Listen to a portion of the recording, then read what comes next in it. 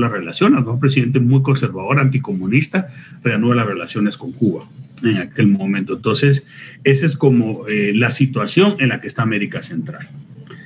Dos, Centroamérica durante el periodo colonial, que es esta segunda parte de la imagen, la segunda imagen de Historical Region, o sea, de región histórica, América Central abarcó lo que fue el Reino de Guatemala desde el sur de México, ¿verdad?, que es Chiapas, que aquí lo tenemos, hasta San José, que acuérdense que Panamá después se incorpora a la Audiencia de Lima, ¿no? Entonces, esta es una región histórica, ¿verdad?, que abarca desde el sur de México hasta Costa Rica. Si nosotros vamos a Chiapas, ¿verdad?, vamos a encontrar muchos rasgos culturales comunes, ¿verdad?, entre los mexicanos del sur y los centroamericanos. Y finalmente la región geográfica, que Centroamérica se mantiene prácticamente desde sus inicios como un istmo, ¿verdad?, y como un paso, pero también un territorio que llegó a ser los más complejos y violentos de la historia moderna de la humanidad. Conocen ustedes que Centroamérica era un polvorín político donde se disputaba, ¿verdad?, esa hegemonía durante la Guerra Fría, pero siempre fue un territorio de luchas. Entonces, esta región geográfica la estamos viendo que prácticamente no se ha modificado, ¿verdad? La única gran modificación que tenemos ahí es la independencia de Belice, ¿no?, en 1981. Bien. ¿Cuál es la primera transformación que sufre el istmo centroamericano? El puente entre masas continentales se transforma en istmo al ser una zona de colonización y de comercio internacional. O sea, nosotros hablamos de Centroamérica mismo, pues es una zona de intercambio, es una zona de intercambio comercial, es una zona de trasvase, ¿verdad?, de personas, y es una zona también de colonización. Por eso es que es un istmo. Sí, es prácticamente un puente geográfico entre dos masas continentales. Tierra, también hablamos de su lógica, de su dinámica, de cómo se va desarrollando. El contraste entre el norte y el sur, con la extensión casi continental del Triángulo del Norte hacia la prolongación ísmica de Costa Rica y Panamá, dan lugar a una amplia biodiversidad. El descubrimiento del Mar del Sur, o sea, el Océano Pacífico, afianza la condición ísmica de la región con la búsqueda de un paisaje marítimo y fluvial para atravesarlo desde 1539, que es el istmo de Tehuantepec, el lago de Nicaragua y Portobelo, vamos a verlo después. Y Tehuantepec perdió importancia en favor de Acapulco. Acuérdense que después Acapulco en México se vuelve una zona de comercio con las Filipinas, ¿no? Y años después va cobrando importancia la ruta New Orleans-Minatitlán. No sé si ustedes se ubican con esa ruta, ahí la vamos a ver. La ruta por Nicaragua tampoco se consolidó por los constantes cambios de curso del río San Juan, aunque fue ampliamente utilizada durante el siglo XIX por la fiebre del oro en California. La ruta de Panamá siempre funcionó, desde 1539. Aquí lo vamos a ver claramente. Si ustedes ven la primera imagen, ahí arriba, miren, está el istmo de Tehuantepec, que es la parte más estrecha de México, y ese era un lugar de trasvase. Ahí vamos a encontrar el lago de Nicaragua, porque acuérdense que en ese momento se podía entrar al lago por distintos canales desde el mar, y vamos a encontrar, por supuesto, el istmo de Panamá, donde actualmente está el canal. Y después ya se hacen otras rutas que vamos a ver que fueron con la fiebre del oro en California. Entonces, por eso Centroamérica es un istmo y es una tierra de pasaje muy importante a nivel comercial, y la condición de Panamá la mantiene hasta hoy, porque Panamá no solamente es el gran canal donde pasan los barcos. Todo vuelo que nosotros queramos hacer hacia Sudamérica tiene que ser vía Panamá, sobre todo hacia la parte norte de Sudamérica, o a Brasil o Argentina. O sea, Panamá tiene esa gran importancia geográfica. Bien, este es un mapa bastante amplio, ¿verdad?, de ver el imperio español, ¿verdad?, desde una mirada completamente atlántica. Es un imperio bastante grande, ¿verdad? Es un imperio que abarca una tercera parte del mundo. Esto es algo impresionante, ¿no? Entonces aquí está visto desde esa gran extensión donde nosotros vamos a encontrar las posesiones españolas, en este caso, ¿verdad?, en las Canarias, las incursiones españolas en Ceuta y Melilla, que el día de hoy, aunque las reclama Marruecos, son ciudades españolas. Después otras incursiones en la parte sur del África, pero si nos pasamos al continente americano, vamos nosotros a encontrar esa gran presencia colonial española durante más de 300 años, donde vamos a ver que abarca prácticamente desde el virreinato de la Nueva España, toda América Central, toda Sudamérica, hasta el Tratado de Tordesillas de 1494, que divide esta parte de lo que actualmente es Brasil. Si eso se corre un poco más o hubiese dado otro tipo de acuerdos, o si los portugueses hubiesen llegado antes, de repente nuestra lengua no fue el castellano, sino el portugués, ¿no? Entonces, esto muestra claramente la gran expansión. Y, ojo, nos pasamos a Asia, con el famoso Tratado de Sara, lo que son las Islas Filipinas y las Islas Molucas, ¿no? que actualmente son islas con otros nombres en la actualidad, las Fiji, etcétera. Entonces, si ustedes ven, aquí vamos a encontrar nosotros un gran territorio que formaba parte de ese imperio.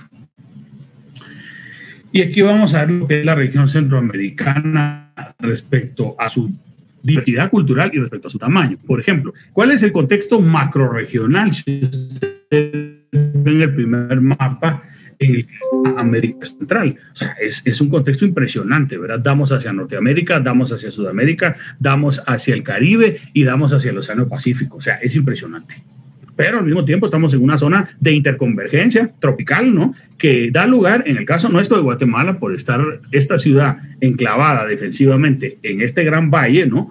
A que disfrutamos de un clima extraordinario, no tan bueno como otros años, ¿no? Pero un clima bueno. Porque, ojo, la mayoría de las capitales peruanas dan hacia el Pacífico. Son de ubicación, con excepción de San Salvador. Entonces eso también define, solo Guatemala está enclavada en esa parte alta. Entonces hay otra cuestión muy importante a nivel cultural. Nosotros estamos en un área absolutamente multicultural. Nosotros formamos de parte de un área que es hispanoparlante, pero estamos rodeados también de una región donde se habla portugués, donde se habla inglés, sobre todo en la parte del Caribe, donde se habla francés, también en Guadalupe, en la Guayana francesa, pero también se habla holandés, como es el caso de Curazao, ¿verdad? Aruba, Surinam, etc. Entonces vivimos en un contexto multicultural. Ustedes también lo que van a encontrar, vamos a regresar, porque aquí me adelanté, y aquí ustedes también lo que van a encontrar es el área de comparación. Estos datos, por supuesto, hay que actualizarlos. Pero, por ejemplo, si ven este mapa que está hacia arriba, Centroamérica, el área de lo que es Centroamérica abarca los estados de Carolina del Norte, Carolina del Sur, Georgia y Florida de Estados Unidos. Y aquí hay un punto bien interesante, la población, y es lo que se decía en la primera transformación. La mayor parte de la población está en la región norte, en la región norte, el Triángulo Norte, Guatemala, El Salvador, Honduras y ahí Nicaragua, que es un país muy extenso, el más extenso de la región, va adelgazándose. ¿Por qué? Porque aquí hay una serie de cadenas volcánicas que dieron lugar a que todo este territorio fuera particionado y quedara solamente Costa Rica, ¿verdad? Y Panamá como la parte más delgada mismo. Entonces, hay dos zonas bien claras que están delimitadas por el lago de Nicaragua. La parte sur de Centroamérica, que está norte de Centroamérica, que la formamos Guatemala, El Salvador y Honduras, o el Triángulo Norte. Abajo van a ver ustedes un pequeño mapa donde, si le ponen atención, cada uno de los países está dibujado de acuerdo a la cantidad de población que tiene. Entonces, esto es para mostrar la densidad poblacional. O sea, se expande el territorio de acuerdo a la cantidad de población que tiene. Miren Guatemala, la gran panza que se le hace, ¿no? Por la cantidad de población que tiene. El Salvador es impresionante, un país tan pequeño, pero de acuerdo a la cantidad de población que tendría que tener ese tamaño. En cambio, Honduras, con una baja densidad poblacional, su territorio se reduce. Nicaragua se mantiene prácticamente igual y Costa Rica y Panamá prácticamente igual. Guatemala y El Salvador son los dos países más densamente poblados, pero desde tiempos coloniales fueron las otras. Aquí vamos a ver la famosa ruta, ¿no? La famosa ruta del oro, que tenía distintos puntos, pero que básicamente iba desde California, ¿no? Pasa por toda esta parte de las Californias, México, por Panamá y así se pasaba también al otro lado de Estados Unidos. Entonces aquí donde Panamá empieza a tener una gran importancia, porque aquí hay una migración de trabajadores, muchos de ellos de origen chino, que pasan de un lado a otro para trabajar en la fiebre del oro. A ustedes que les gustan las películas del oeste, no sé si les gustan, ¿no? Forma parte de ese periodo, ¿no? De colonización de las Californias, ¿no? Pero esto llega a tener una gran importancia porque le da a Panamá ese lugar central en la red de comunicación. Dice, doctor, ya que menciona el Triángulo Norte, este término entiendo relativamente nuevo. ¿Es así o ha sido usado por mucho tiempo y desde hace un par de años volvió a tomar fuerza con los gringos? Bueno, en realidad siempre se ha utilizado. Los geógrafos siempre han hablado del Triángulo Norte, de Centroamérica. Claro, ahora como está en los medios, ¿no? Ha tomado más auge y se usa mucho más y antes no se hablaba. Pero sí, siempre se ha hablado también del norte, si no del Triángulo Norte, siempre se ha hablado del norte y el sur de Centroamérica. Es una pregunta interesante, José. Gracias. Bien, entonces aquí lo que encontramos es, aquí lo que estamos encontrando es lo que fue esa ruta del oro, ¿verdad? Que era encontrar oro en California y pasarlo para venderlo en Nueva York. O que se encontraba oro, ¿verdad? En algunas de estas zonas, sobre todo New Orleans, y se pasaba también a California y pasaban por Cuba, ¿no? Y por Minatitlán, Veracruz también. Hay una cuestión muy importante aquí y es la gran importancia de Nueva Orleans para América Central. ¿Por qué creen ustedes que Nueva Orleans es una ciudad importante para Centroamérica? ¿Alguien podría dar una idea? A ver si sabe ese dato.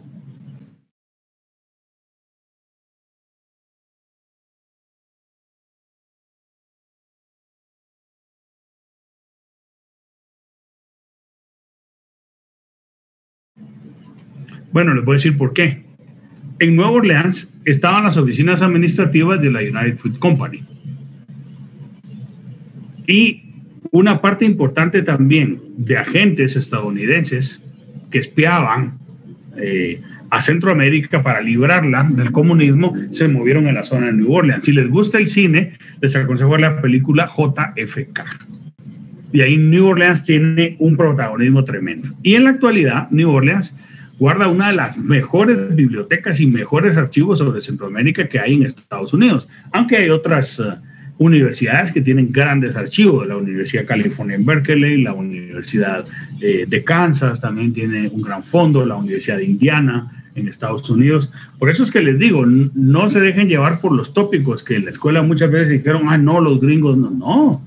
Si es en Estados Unidos donde más se ha estudiado Centroamérica, por favor.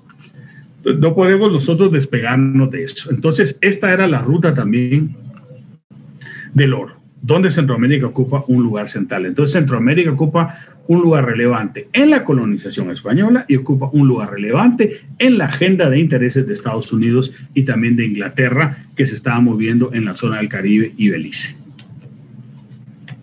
Esto es la primera transformación. Vamos con la segunda. ¿Queda clara la primera transformación? No son las transformaciones de López Obrador, no se van a confundir. Hablamos de transformación del territorio centroamericano. ¿Queda todo claro de la primera?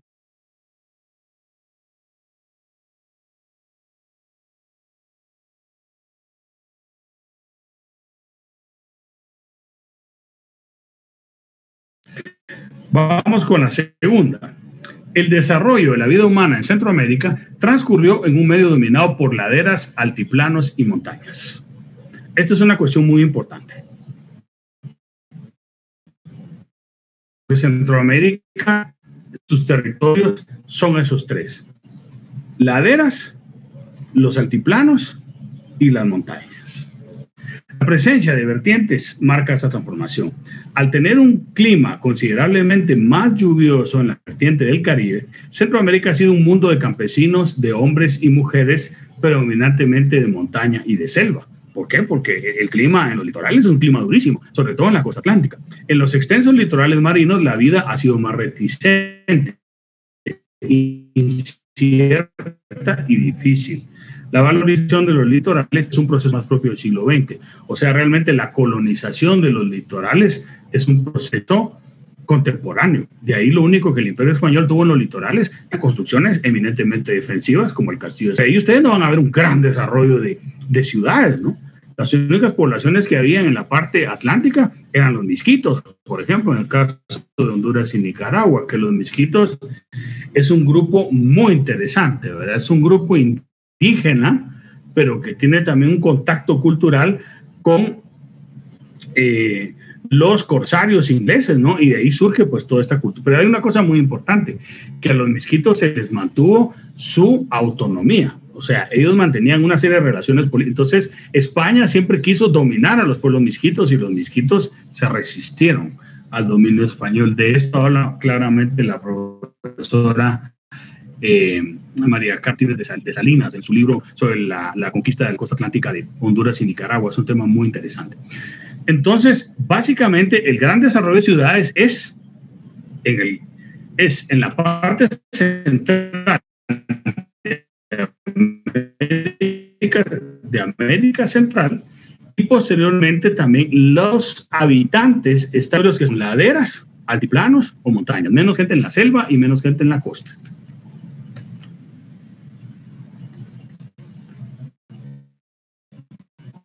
En esto, aquí lo que tenemos en el primer mapa son el número de meses secos, la parte más seca de Centroamérica. Y la parte amarilla es la parte más lluviosa, más húmeda. Entonces, si ustedes ven, hasta el día de hoy, la mayor parte de ciudades centroamericanas está en esa parte roja y en la parte amarilla. Si hacemos un conteo de ciudades, vamos a encontrar más ciudades en la parte roja. Y en la parte amarilla menos, porque el clima es durísimo, ¿verdad? Hay menos población en la parte amarilla, o sea, en la costa atlántica, ¿no? Y abajo tenemos lo que vamos a denominar el promedio de temperaturas anuales, ¿no? Y si nosotros vemos la parte central de América Central, ¿verdad? Que es el macizo montañoso, ¿no? De la región centroamericana, tiene mejor clima. Y las ciudades españolas se asentaron ahí. O sea, que los españoles tenían clara la importancia, no solamente climática de las ciudades, sino también defensiva, que tenían que estar puestas en esa zona. Y en zonas también con temperaturas más suaves, más intermedias. Vamos a ver la tercera transformación. Centroamérica se ha desarrollado como región con una presencia permanente de amenazas ambientales. Una de las transformaciones, que es en este caso la segunda, que el desarrollo de la vida en Centroamérica está dominado por laderas, altiplanos y montañas, tiene precisamente con las amenazas ambientales. La gente se va a la montaña para protegerse de esas amenazas ambientales. Pero Centroamérica es muy sísmica, como en la montaña. Bueno, lo que pasa es que sí, aquí se corre más riesgo con las montañas, pero es peor la amenaza del clima de la costa atlántica o del clima del Pacífico que los terremotos, que son eventuales. La actividad sísmica, y eso es otra cuestión muy importante, ha condicionado gran parte de la vida humana en la región. Erupciones y terremotos han ocasionado desastres de magnitud diversa. La reubicación de ciudades para escapar de la fuerza destructora de la naturaleza ha sido una constante en la historia de la región. Si no, ya vean ustedes la capital del reino, de Guatemala, que tiene que cambiarse por estas circunstancias. Bueno, ya con el segundo libro de Cabildo que se descubrió, nos damos cuenta de que la destrucción de la ciudad se debió a que la ubican en un lugar donde hay un régimen de lluvias tan intenso, la de la lava, lo que pasó hace poco. Acuérdense que esa lava cayó a más casi de 700 grados centígrados, ¿no? Entonces, lo que pudo haber pasado en aquel momento. Ojo con eso. Los efectos de los huracanes han sido menos destructivos por la baja densidad de población en los litorales. Claro, uno no está en el Atlántico donde le caen huracanes. Entonces, la parte ambiental es muy importante. Una sísmica. Este mapa es impresionante. Miren, donde hay más terremotos, hay más ciudades. Pero es por lo mismo, porque las ciudades están dando más hacia el Pacífico que hacia el Atlántico por la dificultad del clima y el régimen de lluvias, pero al mismo tiempo en esa parte está la cadena volcánica. Entonces ustedes ahí ven San Marcos, Quetzaltenango, Antigua, Ciudad de Guatemala, Amatitlán, ¿no? Jutiapa, ¿verdad? Y sobre todo, hay partes, ¿no?, con mayor riesgo. Como ustedes ya vieron en geografía, saben que las zonas de mayor riesgo son las que están en la interconvergencia de la placa de Cocos y el Caribe. Entonces ahí la parte sísmica es mucho más fuerte. Entonces van a encontrar que gran parte de los centros urbanos, vamos a regresar, que gran parte de los centros urbanos están en las zonas más sísmicas. Esta realidad no ha cambiado hasta el día de hoy. ¿Y cuántas ciudades aquí, las ciudades destruidas por terremotos, están marcadas con punto negro? Miren todas las que fueron destruidas. La ganan con eso. La historia de América Central, la historia del Reino de Guatemala, está marcada por esas constancias ambientales. Y en todas las crónicas se va a hablar de este tema, de las lluvias, de los terremotos, de las erupciones. Ese es un tema recurrente. Ojo con el trabajo de investigación. Pónganle atención porque ese es un tema bien interesante para desarrollar leyendo las crónicas. ¿Queda clara la segunda y tercera transformación?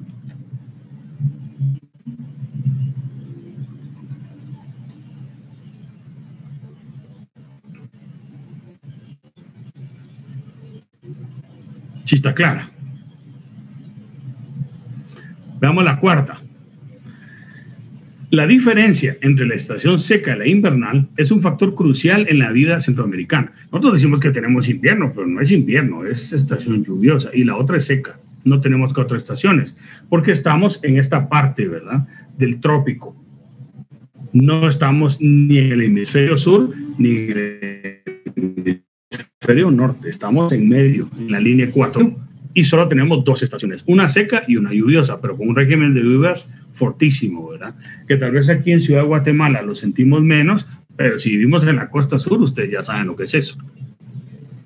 Entonces, el que haya una estación seca e invernal incide en la vida de plantas y animales, pero es algo muy hermoso también, porque en un territorio pequeño hay una inmensa variedad de nichos ecológicos para animales, plantas y personas, microclimas, etcétera. De hecho, las crónicas de esto, de cómo están maravillados, no los conquistadores, por supuesto, pero los habitantes de esta tierra, o los españoles que vienen, o los cronistas, o los religiosos, y se quedan verdaderamente maravillados de la diversidad de animales, plantas y personas. Cuando tenemos la oportunidad, el privilegio de ver, voy a ver si algún día les voy a poner unas capturas de pantalla, las páginas del manuscrito original de la Recordación Florida. Ya en esa época, Fuentes y Guzmán, finales del 17, principios del 18, él está absolutamente maravillado con la flora y la fauna y dibuja muchas flores y plantas en la crónica. Eso no aparece en los libros, pero está ahí en los documentos. Debería ser una edición facsimilar, es una maravilla. Entonces, miren ustedes la cantidad de lluvia. Es impresionante la cantidad de lluvia que cae en América Central, ¿no? Esta es una zona muy lluviosa y lo que está prácticamente en verde son las zonas, ¿no? Y evidentemente cuando vemos las más lluviosas de 7.000 a 9.000 milímetros, ¿no?, de precipitación anual, la parte norte de Centroamérica es menos lluviosa que la parte sur. Evidentemente, ¿por qué? Porque el territorio que está en la parte sur de Centroamérica colinda más hacia el Mar Caribe. Entonces el régimen de lluvias es más fuerte, por eso llueve más en Costa Rica y llueve más en Panamá que en Guatemala, El Salvador y Honduras. Y llueve mucho en la costa atlántica de Nicaragua. Entonces nuestra vida incluso está organizada en torno a esas 2 estaciones, la seca y la lluviosa. Quinta transformación. En este territorio tan complejo, cualquiera puede decir, bueno, Centroamérica tiene una realidad común, una historia común, un territorio común, un patrón de colonización común. Entonces es un territorio que está destinado a estar unido. Los españoles lo vieron como una circunscripción, ¿no? Guatemala, El Salvador, Honduras forman parte de una misma entidad política, pero la historia ha demostrado que no. Ha habido una serie de controversias, ¿no?, entre la región. Entonces Alberto Torres Rivas el gran sociólogo centroamericano que fue uno de los primeros grandes promotores de los estudios con una proporción centroamericana, ¿no?, dentro de las ciencias sociales, enfatizaba en la formación económica y social, el régimen político común de la región, que está derivado de sus relaciones de dependencia, ¿no? O sea, ver a Centroamérica como una región dependiente. Ralph Lee Woodward Jr., el gran estudioso estadounidense sobre Centroamérica, sostiene que las 5 repúblicas de Centroamérica constituyeron una nación en potencia, que no se hizo realidad por los históricos desencuentros de sus habitantes, evidentemente. Ya en tiempos del dominio español había rencillas entre las provincias. Por ejemplo, San Salvador recelaba, y todas las provincias centroamericanas recelaban el control que la élite de Santiago de Guatemala tenía sobre los impuestos, sobre la recaudación de esos impuestos y sobre los aranceles comerciales. O sea, eran otros los que se mantenían produciendo, como el caso salvadoreño con la producción del añil, pero el ayuntamiento de Santiago de Guatemala era el que decidía cuánto se cobraba y cómo se comercializaba. Y por supuesto también otras regiones como Honduras, donde había un desarrollo aurífero, había un desarrollo también de madera, o el caso de Nicaragua, con el tema del ganado. Bueno, les voy a contar algo. Muchos de ustedes les va a gustar comer carne asada y todo, y en los restaurantes les dicen carne de importación, carne de exportación, perdón. Pero esa carne generalmente no es de Estados Unidos, es de Nicaragua y Costa Rica. La mejor carne que se come en América Central es de Nicaragua. Pero desde tiempos coloniales Nicaragua fue un hato ganadero. Todo el tiempo se dedicó a la crianza de ganado hasta el día de hoy. Todo el norte de Costa Rica, el sur de Nicaragua es un gran hato ganadero, y la mejor carne de América Central y una de las mejores que hay también a nivel mundial está en Nicaragua. Entonces también los nicaragüenses reclamaban, ¿no?, sobre todo las élites de cada una de las regiones, cierta autonomía, no estaban de acuerdo con el poder político de Guatemala. Entonces esos desencuentros vienen desde el periodo colonial, cuando eran provincias. Entonces ahora no podemos pensar de que Centroamérica está destinada inexorablemente a estar unida. El regionalismo no ha permitido esa unidad política ni en tiempos de la dominación española. Pónganle ojo a eso. Aquí vamos a encontrar los complejos cambios administrativos por los que pasó América Central. Pero si ustedes lo ven realmente con detenimiento, se van a dar cuenta que el peso de las regiones se mantuvo. Primero, las jurisdicciones políticas hasta 1579, que abarca desde Chiapas hasta Costa Rica. Después ya Chiapas pasa a México y queda la audiencia de Guatemala, pero que abarca siempre la y Costa Rica. Y posteriormente ya son creadas, no se modifican esas realidades regionales. Guatemala, El Salvador, Honduras, Nicaragua y Costa Rica, otrora provincias, otrora intendencias, siguen siendo realidades geográficas que después se transformaron en países, en repúblicas. Ahora, si estas regiones mantenían rencillas políticas por aspectos comerciales o porque sus élites querían una mayor autonomía política, acuérdense que El Salvador quiso crear una diócesis con José Matías Delgado porque ya no querían pertenecer a Guatemala, porque eso ellos creían que les iba a dar más autonomía política.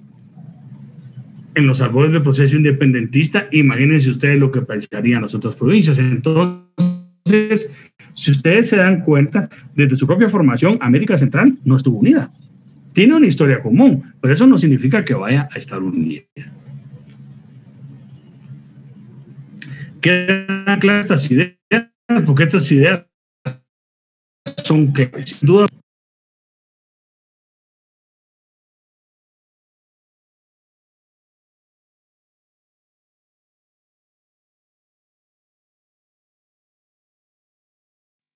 Sí, todo bien.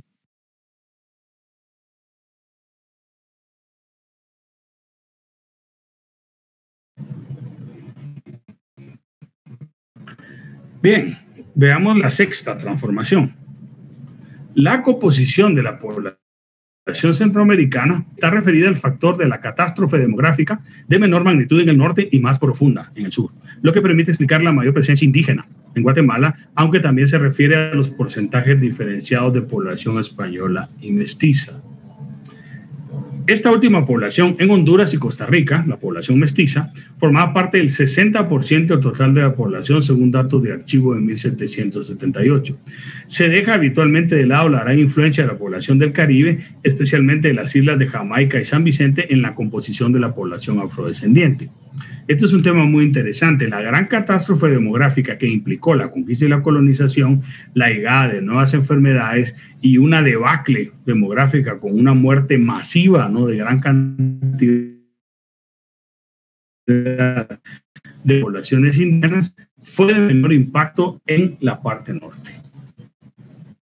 Y por eso los indígenas del territorio, de lo que es actualmente el territorio guatemalteco, en el caso de Salvador, un proceso de mestizaje mucho más pronunciado. ¿Por qué razón? Porque acuérdense ustedes que cuando se da esta catástrofe de los pueblos indígenas centroamericanos, se empieza a traer una mano de obra afrodescendiente y empieza el gran comercio de esclavos.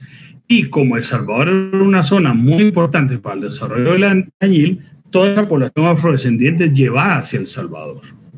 Y ahí donde esos afrodescendientes se mezclan con la población y hay, en este sentido, un mayor mestizaje, ¿verdad?, racial y cultural. Cuando hablamos de raza, estamos hablando de variación humana, no un concepto cerrado, ¿verdad? Y en el caso de Honduras y Costa Rica, pues obviamente se da un proceso de mestizaje mucho más ampliado porque hay menor presencia indígena. Pero también hay una presencia muy importante de pueblos afrodescendientes. Y esta es otra cuestión, por ejemplo, que en Guatemala se quiere visibilizar, ¿verdad? Poblaciones como Misco o poblaciones como Amatitlán han sido poblaciones con un gran componente de población afrodescendiente.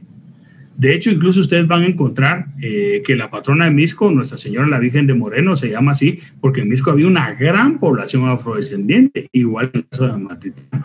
O sea, parte del mestizaje guatemalteco tiene también una presencia afro, menor tal vez que en otros países centroamericanos como Honduras y Costa Rica, pero ahí está presencia del guatemalteco muy pronunciada. De que yo tenga descendencia afrodescendiente, ¿cómo va a ser eso, no? Indígena, pues tampoco, ¿verdad? Dentro de todo ese discurso racista, ¿no?, que hay ahí. Pero evidentemente en el caso de Guatemala, los pueblos indígenas tuvieron una gran capacidad de resistencia. Y cuando leemos nosotros el segundo libro de Cabildo, pues evidentemente nos damos cuenta de eso. Nos damos cuenta de cómo los pueblos, sobre todo el pueblo cachiquel, estuvo resistiendo la presencia de Alvarado, ¿no?, por ejemplo. Entonces, esto es una cuestión muy importante, ¿verdad? La catástrofe demográfica llevó a que la población centroamericana sea tan diversa como es hoy. Aquí hay un fenómeno de mestizaje cultural, de variaciones humanas muy importante. O sea, Centroamérica tiene un componente como una región mestiza muy importante. O sea, el mestizaje ha existido en toda la historia de la humanidad. Esa idea de razas menos mestizas que otras, eso es una mentira, eso es un mito. Son construcciones que después dan lugar a estas visiones autoritarias, ¿verdad? Por supuesto, de pureza de la raza, supremacía. Ahora se rechaza, ¿verdad?, esa idea de Estados Unidos como una nación multicultural, etcétera, etcétera. Entonces, esa multiculturalidad y esa diversidad ha existido en América Central y en Guatemala desde sus inicios, desde el periodo colonial. Vamos a ver. Esto es muy interesante porque estos mapas nos dejan cuenta del cambio demográfico. Miren ustedes el total era en el norte siempre, con menor proporción en el sur. Y cuando ya se da todo el proceso de conquista y colonización, miren ustedes la caída de la población. Es que es impresionante. En lugares como Guatemala, donde habían hasta 800,000 habitantes, ¿no?, bajamos drásticamente a 400,000. Y después, si vamos al mapa hacia abajo, porque primero es 1500, después le da a los españoles 1550 y si vemos 1580, o sea, en esos 30 años se recupera poco la población. Esa recuperación va a ser prácticamente hasta en el siglo XVII. Entonces, esa catástrofe demográfica fue muy importante. Ojo que estos mapas están basados en fuentes de archivo. Aquí lo que se usaron fueron fuentes de archivo para trazar estas cifras. Y aquí ustedes van a ver cuáles eran los grupos étnicos mayoritarios en el caso de Guatemala y de Centroamérica. Los quechíes, los chortíes, los pipiles, los mames, los quichés, cachiqueles y sutuiles y poco más. Eran grupos de gran densidad poblacional, pero sobre todo el grupo quiché y cachiquel, los grupos de la zona central. Y hoy encontramos más o menos los componentes culturales de América Central. Estamos con una región muy diversa, con una gran presencia de culturas mesoamericanas, en el caso de Guatemala, otras culturas indígenas que no son americanas, no común, pero desarrollan unas expresiones culturales distintas, una gran cantidad de población mestiza que ustedes ya van a ver en el caso del oriente de Guatemala, en el caso de El Salvador, en el caso de Honduras, en el caso de Nicaragua, pero ojo, si tomamos la costa atlántica, aquí tenemos una gran presencia también de otros grupos indígenas y de habla inglesa, que tuvieron contacto con la colonización inglesa, que es el caso, por ejemplo, de los misquitos, y el caso también de Belice, con una presencia británica desde el siglo XVII y algunas regiones con menos población. Y en el caso también de Panamá, que Panamá es un país con una cultura muy particular, pero acuérdense que por su pertenencia a la Gran Colombia, es un país que tiene una gran influencia de la cultura del norte, de la costa norte colombiana, que es parte, volviendo a García Márquez, ¿verdad?, del paisaje social del que se habla en las obras de García Márquez, ¿verdad?, la costa norte colombiana, y Panamá estuvo muy influenciada por la cultura de la costa norte colombiana. O sea, los panameños son centroamericanos geográficamente, pero culturalmente son más sudamericanos. ¿Claro hasta aquí o hay dudas?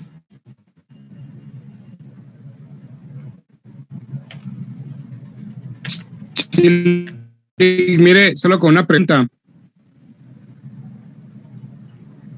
Sí. Por ejemplo, de los municipios que usted menciona de Misco y Amatitlán, ¿por qué la presencia de afrodescendientes se debía a algún tipo de cultivo a la región o porque eran colocados ahí por, no sé, por alguna razón?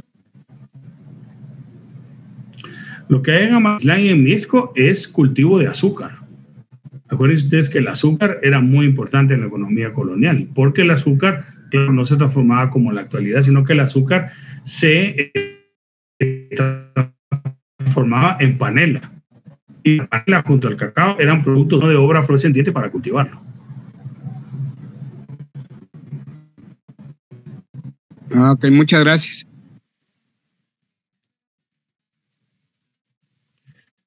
Todo claro, pasamos a la séptima transformación. Bien. Séptima transformación. Con cierta base de recursos y facilidades para la comunicación. Factores que acentuaron la regionalización y posteriorización política de territorios que no tenían preponderancia política internacional, ya que este factor acentuó su dependencia de las grandes potencias. O sea, América Central desde sus inicios se fue escisionando. Primero en provincias.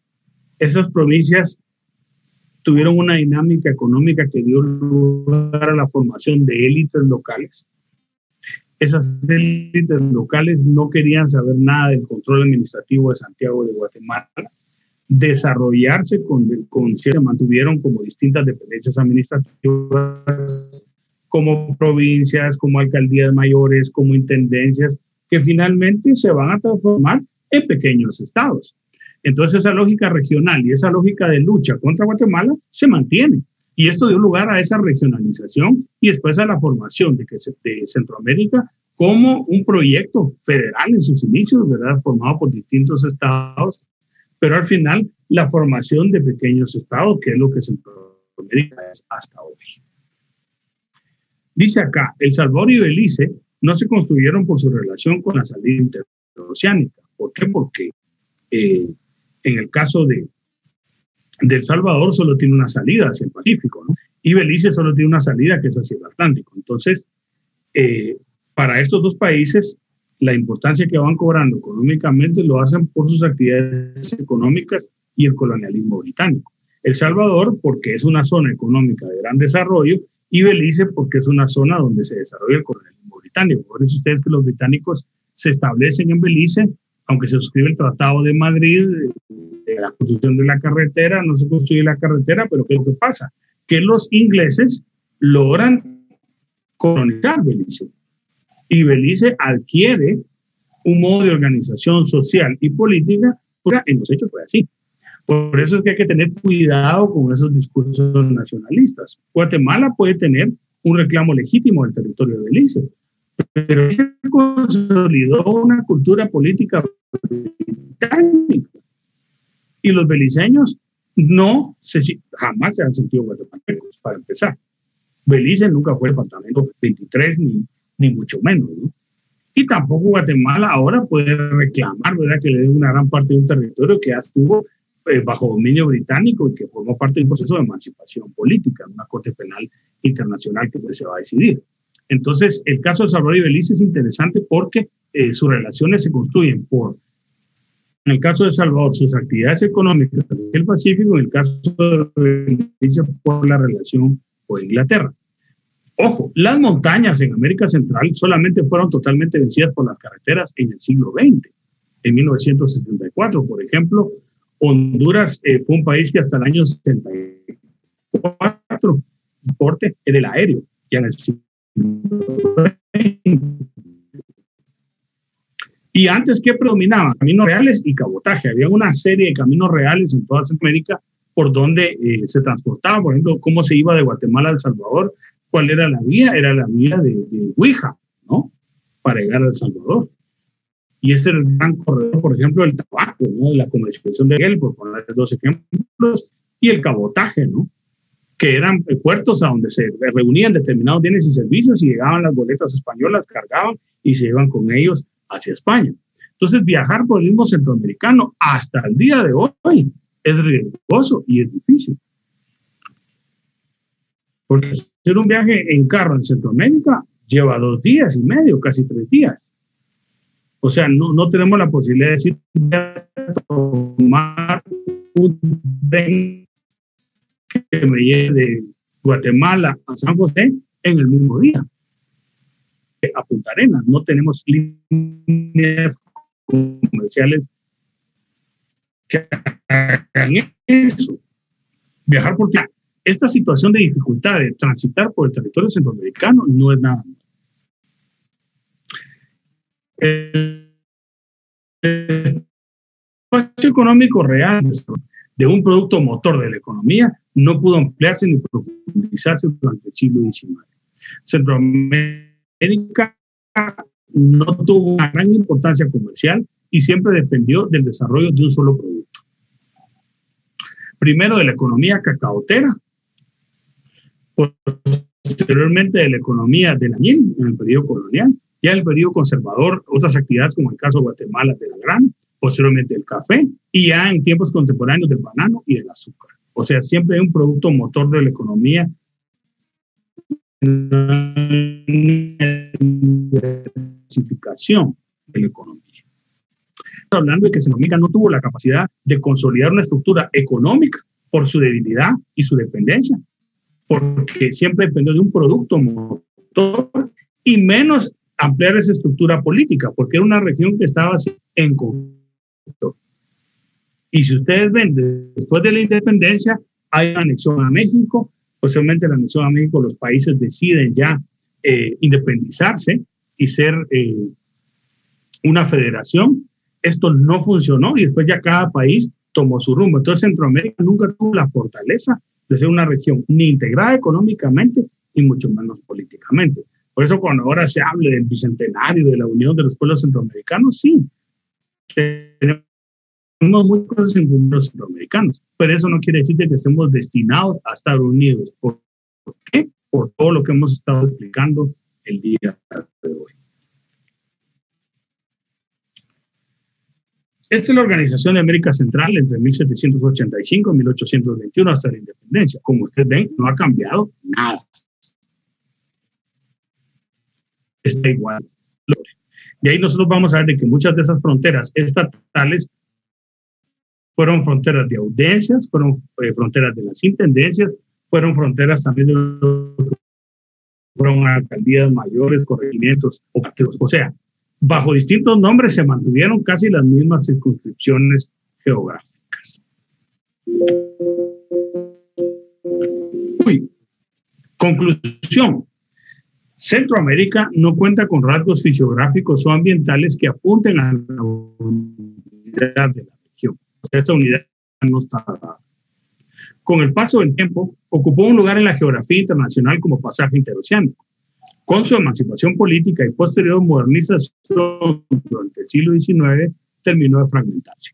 Desde una perspectiva de larga duración, ha habido fuerzas económicas y políticas que propiciaron momentos de integración, pero sobre todo de fragmentación. O sea, Centroamérica ha estado más fragmentada que integrada. La unidad centroamericana no ha sido algo dado, sino más bien precariamente conservado. No es imposible, pero tampoco se puede considerar inevitable en el marco de estados inestables y débilmente construidos. Cuando hablamos de la historia de la colonización española de Centroamérica y hablamos de la emancipación política de América Central, estamos hablando de entidades políticas inestables y débilmente construidas. ¿Es una herencia española directamente? No, en parte. España lo que no, una región amplia perteneciente al imperio. O sea, lo hacía en la formalidad del derecho, pero a nivel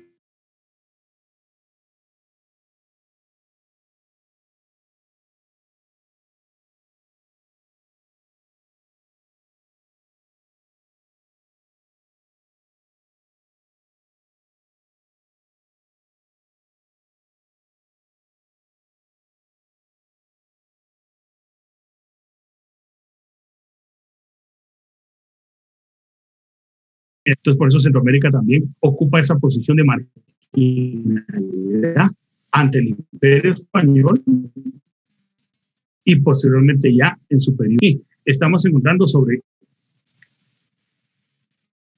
cuál es la herencia tan compleja, esa diversidad cultural, de ese choque violento que fue la conquista y colonización y esa unidad.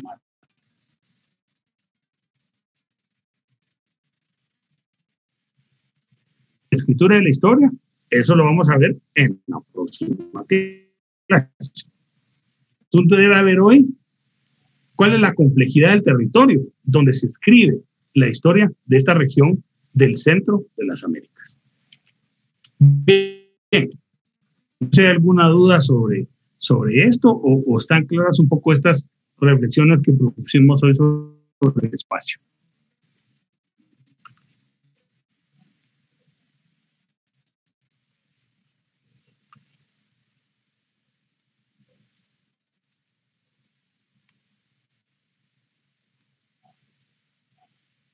¿Está todo claro? Sí.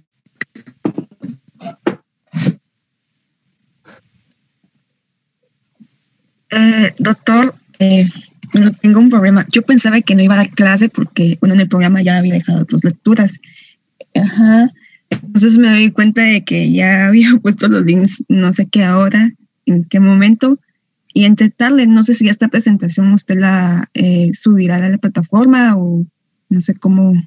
O sea, quiero ponerme al día porque yo entré con usted, estaba dando hasta la cuarta. Si usted desea, la puedo dejar en la plataforma. Ay, por favor, se lo agradezco bastante. Sí. Gracias. Dice Ángel Román, de mi parte, doctor, es procesar la información. Claro. Sí, por favor, si me los podías pasar, me comunico contigo. Gracias. Muy bien.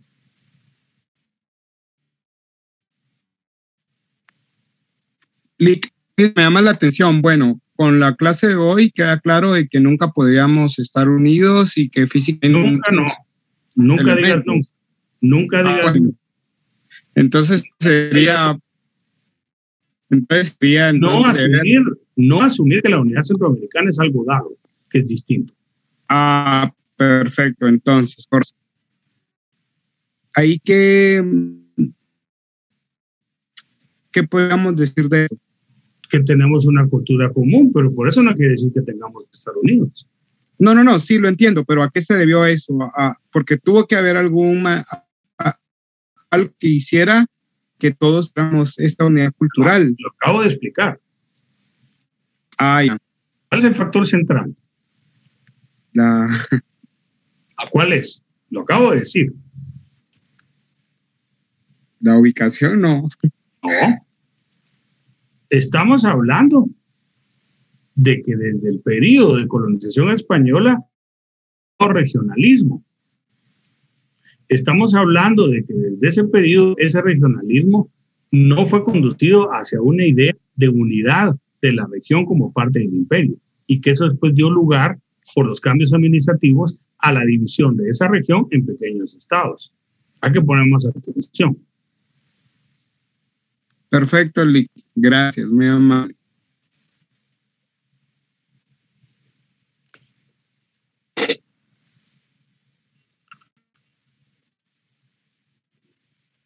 ¿Algo más? ¿O todo claro?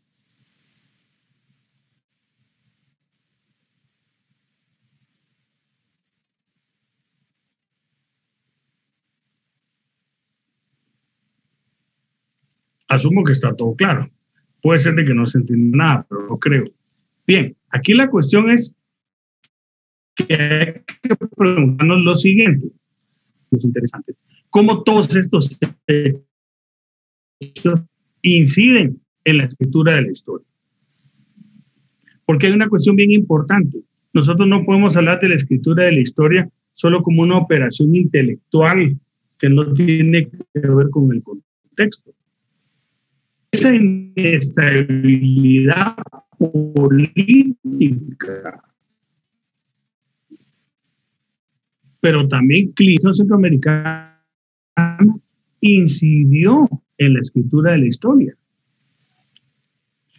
Entonces no podemos pensar en la escritura de la historia solo como un conjunto de ideas o un conjunto de análisis a partir de los documentos, de las fuentes, de la recolección de testimonios. No, estamos hablando también de cómo las personas que le escribieron están influenciadas por esos hechos, están influenciadas por todos esos cambios políticos y climáticos y geográficos también que sufrió la región. Entonces es una cuestión muy importante. La escritura de la historia es expresión de su tiempo, es prueba de vida del tiempo. Quiero que se queden con esa idea.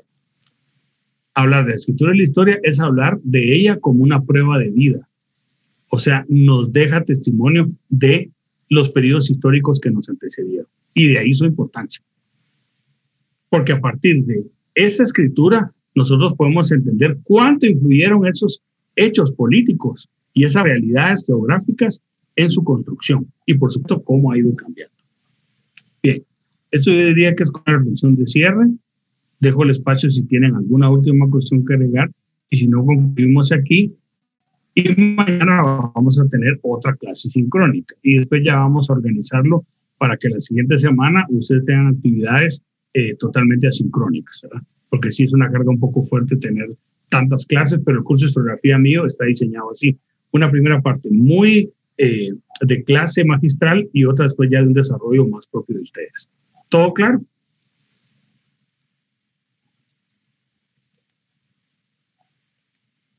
Doctor, solo para confirmar, el 25 es el parcial, ¿verdad? Sí, okay. Mantenemos el calendario. Excelente, sí. Gracias.